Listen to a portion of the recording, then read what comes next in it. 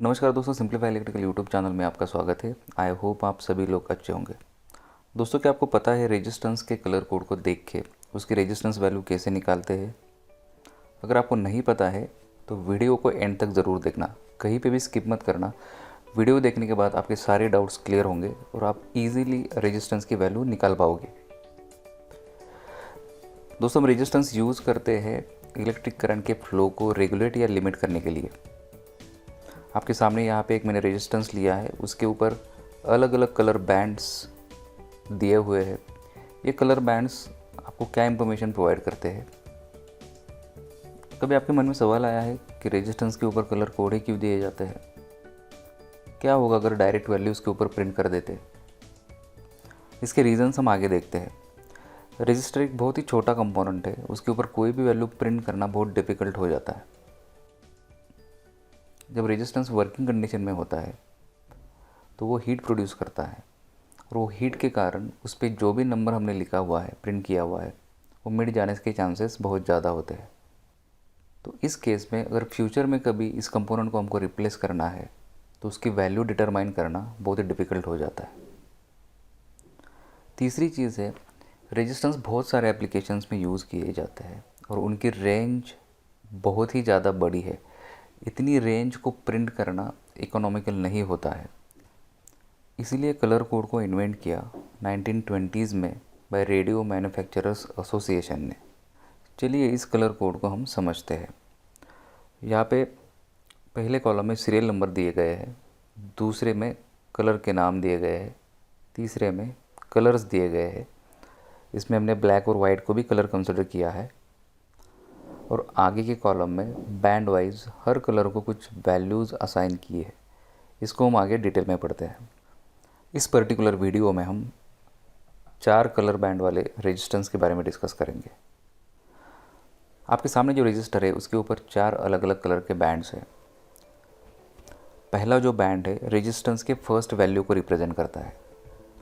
दूसरा बैंड है रेजिस्टेंस के सेकंड वैल्यू को रिप्रेजेंट करता है। थर्ड बैंड जो होता है रजिस्टर में, वो रजिस्टर के मल्टीप्लायर को रिप्रेजेंट करता है।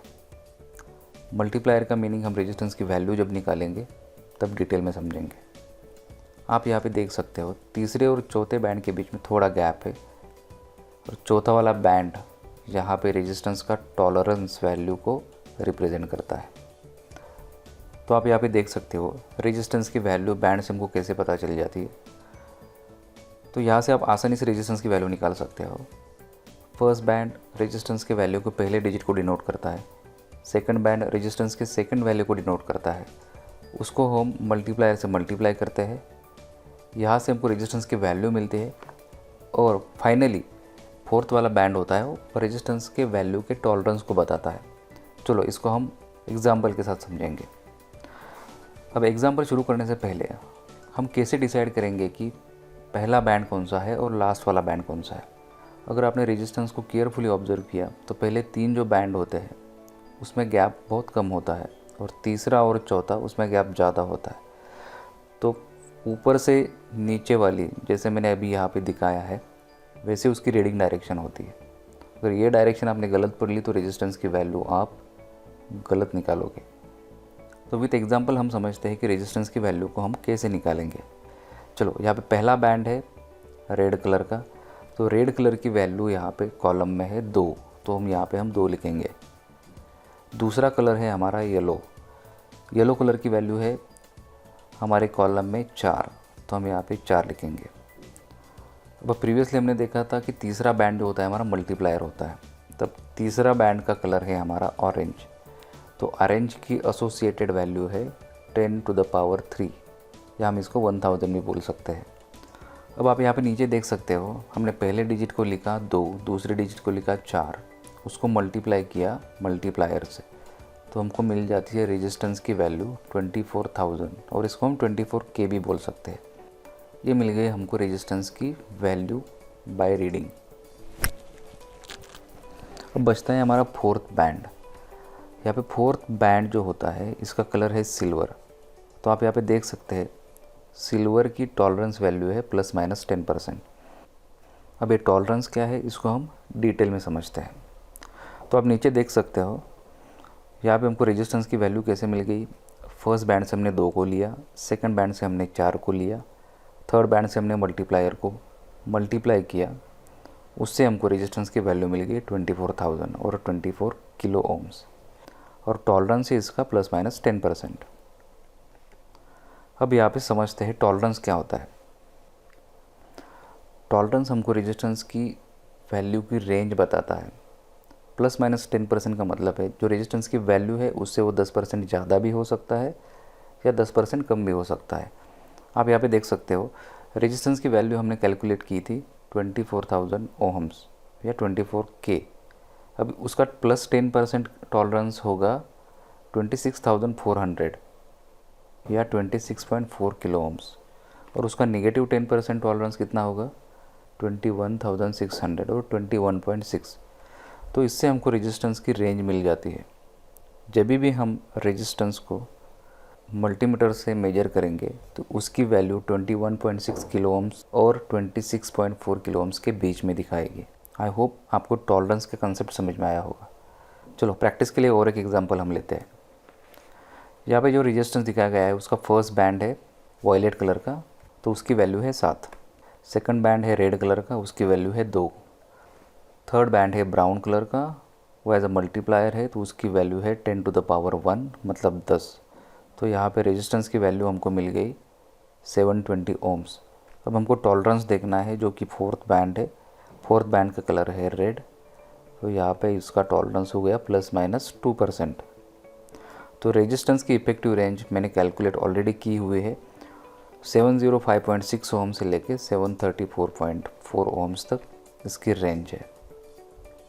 आपके सामने जो रेजिस्टेंस दिख रहा है उसकी वैल्यू आपको कैलकुलेट करके मुझे कमेंट बॉक्स में बताना है। दोस्तों यहाँ पे आपने कलर कोड में एक चीज़ नोटिस की है, यहाँ पे एक नो कलर का भी ऑप्शन है। तो उसका क्या सिग्निफिकेंस है? ब्लैक से लेकर सिल्वर तक तो कलर हमने देख लिया, बट नो कलर का क्या ऑप्शन है? कभी कभी ऐसा भी होता है कि रेजिस्टेंस पे 3 ही बैंड होते हैं और चौथा बैंड नहीं दिया होता है, तो उसका मतलब है कि वो रेजिस्टेंस में ±20% का टॉलरेंस है। उसको हमको as a invisible band consider करना है और उसकी टॉलरेंस वैल्यू हमको 20% लेनी है। आप कभी ऐसा रेजिस्टेंस देख के कन्फ्यूज़ मत हो जाना, इस पर 3 ही बैंड है, चौथा बैंड नहीं दिया है, तो हम इसकी वैल्यू हम कैसे कैलकुलेट करेंगे, ये बात आप नोट कर लेना। यहाँ तक तो हमने समझ लिया कलर कोड क्या होता है, उसे हम वैल्यूज़ कैसे निकालते हैं, बट इस कलर कोड को याद कैसे रखेंगे? इसको याद रखने का बहुत ही आसान तरीका है। आपके सामने एक सेंटेंस लिखा हुआ आया है, B B Roy of the Great Britain had a very good wife. इस सेंटेंस का और कलर कोड का कोई रिलेशन नहीं है, सिर्फ याद रखने के लिए हमने इस सेंटेंस को लिया है। आप यहाँ पे देख सकते हो जो फर्स्ट सेंटेंस का जो कैपिटल लेटर है उसको हमने कलर कोड के साथ एसोसिएट किया है।